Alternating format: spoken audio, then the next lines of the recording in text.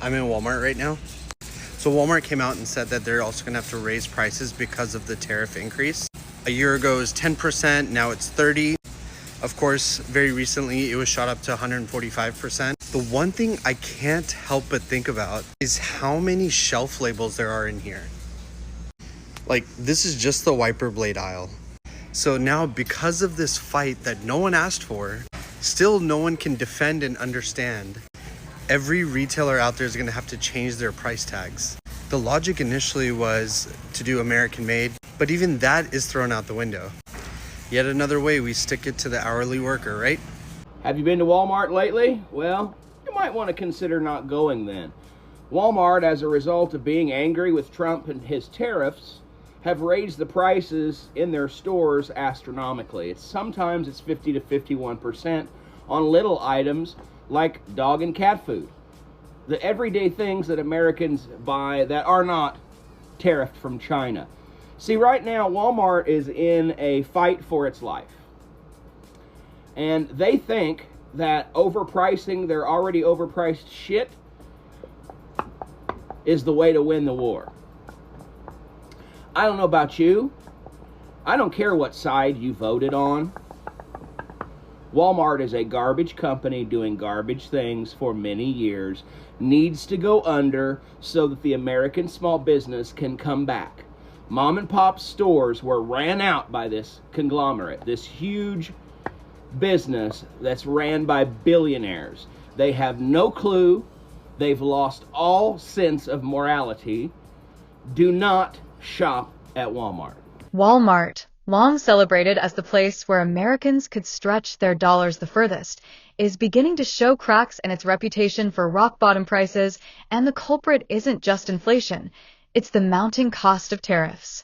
For decades, the retail giant has relied heavily on importing a vast range of products, from electronics and home goods to clothing and even certain grocery staples, often sourcing them from manufacturing hubs like China, Vietnam, and other parts of Asia.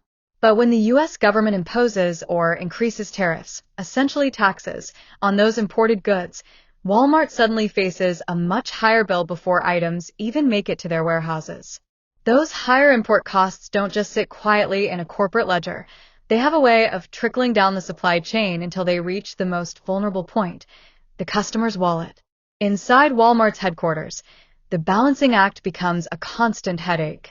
On one side, there's the company's famous, everyday low prices promise, which has been at the heart of its brand identity for decades. On the other, there's the undeniable reality that when tariffs increase, operating costs spike, and no retailer, no matter how massive, can completely shield customers forever. While Walmart can absorb some of these costs in the short term and often negotiates fiercely with suppliers to keep price tags steady, the long-term math doesn't add up if tariffs remain high or even expand to cover more product categories. Eventually, the price on that flat-screen TV, blender, winter jacket, or even a bag of frozen vegetables creeps upward. The shift may not feel dramatic at first, maybe a few cents here, 50 cents there, but over time, those tiny increases snowball into noticeably higher grocery bills and shopping totals. For a family living paycheck to paycheck, that extra $5 or $10 per weekly shopping trip can mean the difference between buying fresh produce or sticking to canned goods. Customers begin to notice that their usual shopping budget doesn't stretch as far as it used to, and in many cases, they aren't even aware that trade policy, rather than corporate greed alone, is a big part of the reason why. Now they saying it's Trump's fault because Walmart has upped the prices on all of their goods. Now ain't now another store up the prices on their goods except for Walmart. I've been to Walmart. I've seen where they've taken the tags, like torn half of the tags off a lot of their goods, and there's absolutely no price. So when you get to the counter, that item is going to be like a significant amount higher than what it would normally be.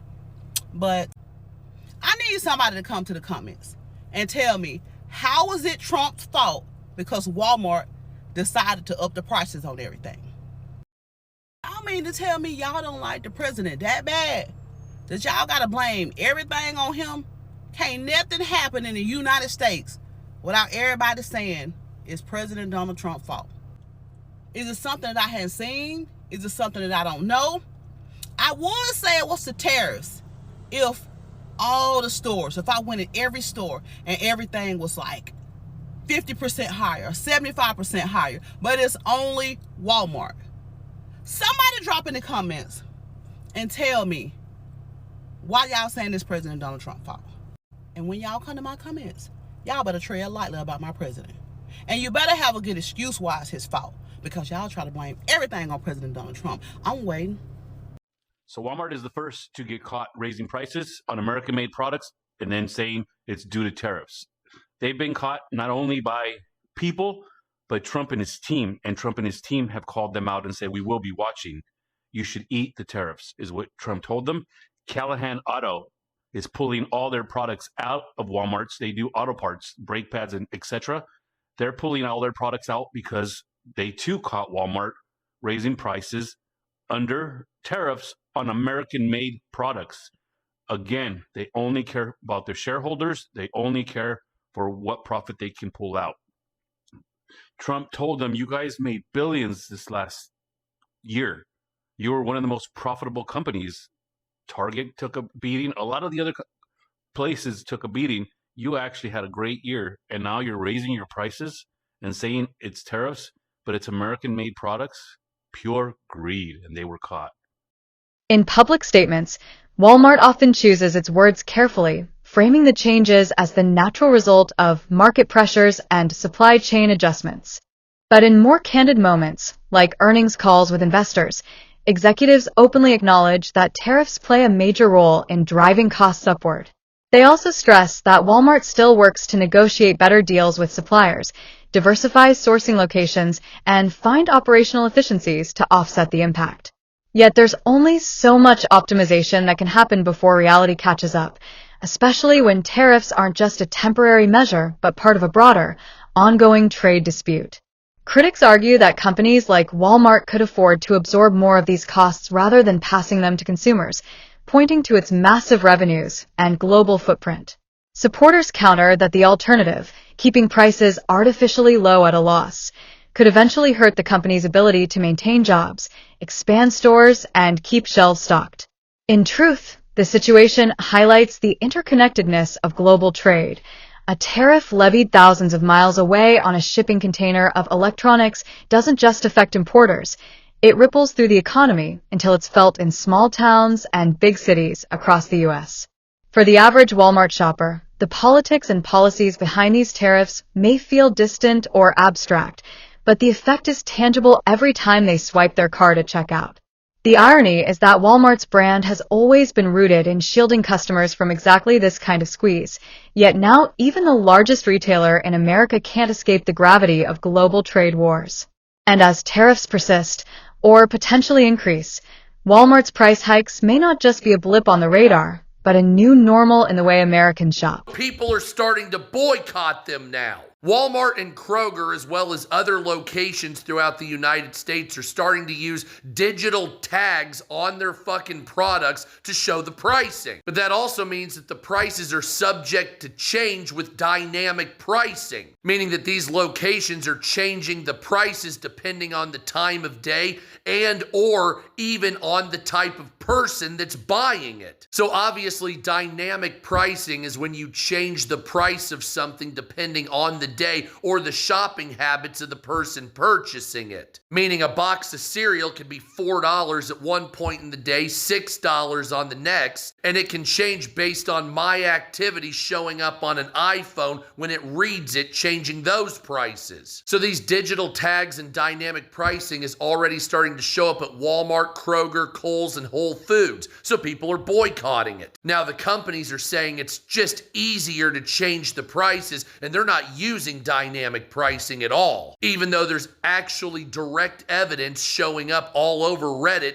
of that happening when prices are changing. So let's take a look at some of that, shall we? So here's the digital labels you're starting to see at Walmart here, and other stores are adopting this. Companies say this is just for ease, while other people are saying this is used to implement dynamic pricing that fucks the customer. Here's another digital price tag showing up at Kroger, if I recall. This is one that we're seeing now. So what we're used to here is called static pricing, which is supply and demand, basically setting a single price point. This is what you're used to here. This is what you're seeing with dynamic pricing. We have multiple price points depending on demand and time of day and basically your shopping habits. This is what they're trying to get into. So for person A, the price might be here. For person B, it might be here. But on the time of day change, it might be here or here. Kind of fucking bullshit, don't you think? This is how dynamic pricing works. They use data analysis to set pricing rules.